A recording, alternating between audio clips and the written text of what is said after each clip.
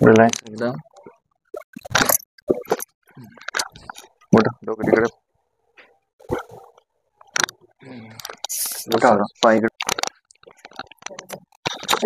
कान झोपा. दुखलं इथं? इथं दुखतंय का?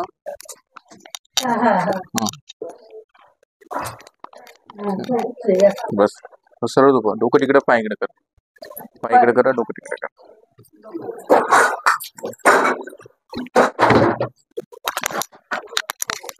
सरळ झोपा.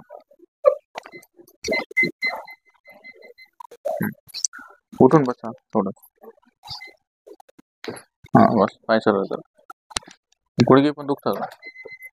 हे गुडघे दुखतात, एवढं सोडून हा गुडघा दुखतोय आणि गोळे येते. ठीक आहे. आता मी काय सांगतो नीट ऐका. तुमच्या कमरामध्ये दोन ठिकाणी प्रॉब्लेम, L4 पाय आणि L पाय. आता दोन्ही ठिकाणी वरती खाली सरकून भरपूर दिवस झाले, पण त्याच्यातल्या जे गाद्या असतात त्या बऱ्याच बाहेर आल्या. पण तिथून रक्तपुरवठा कमरापासून दोन्ही खुब्याला, दोन्ही मांड्यांना, दोन्ही गुडघ्यांना, दोन्ही बोटांना, दोन्ही टाचाला होत नाही.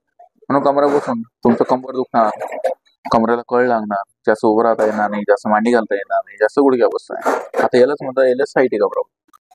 म्हणून कमरापासून दोन्ही पाय दुखतात, जड पडतात, रग लागती, कळ लागते, मग घेतं जास्त चालता येणार नाही, उभं राहता येणार नाही, मांडी घालता येत नाही, गुडघ्या बसून उठले का झोपून उठले वाकडं वाकडं चालतं.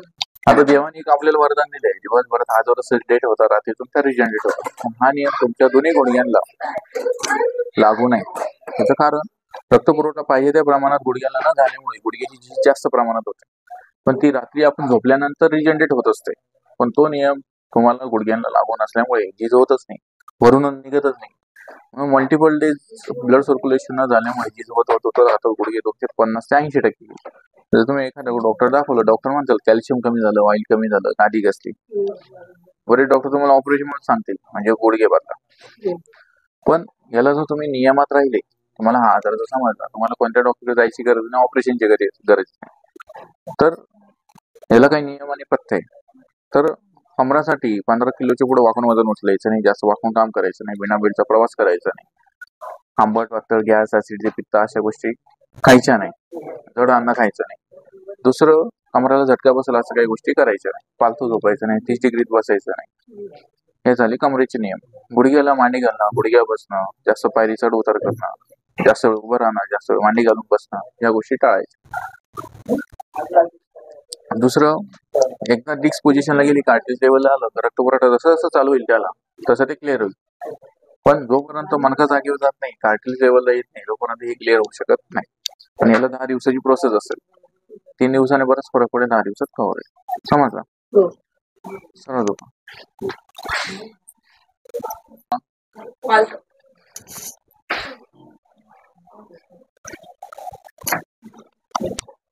हिना दुखते ना जास्त.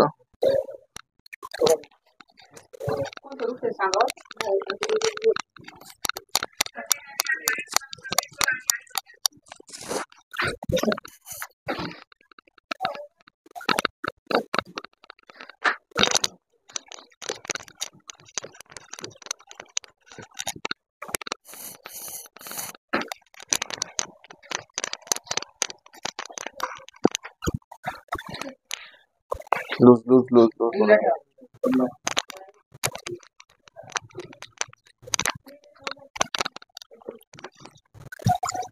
दिला थोडा पाय.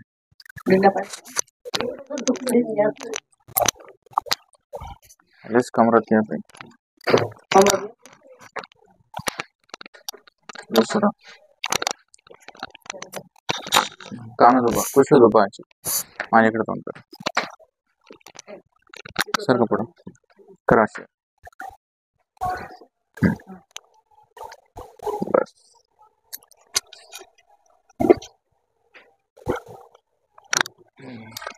उठा, पाय इकडे, डोकं तिकडे, इकडे डोकं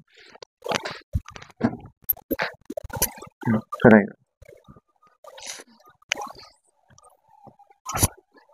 असे. रिलॅक्स एकदम. मोठा डोकं तिकडे, पाय इकडे करा. सरळ झोपा होता, सरळ झोपा.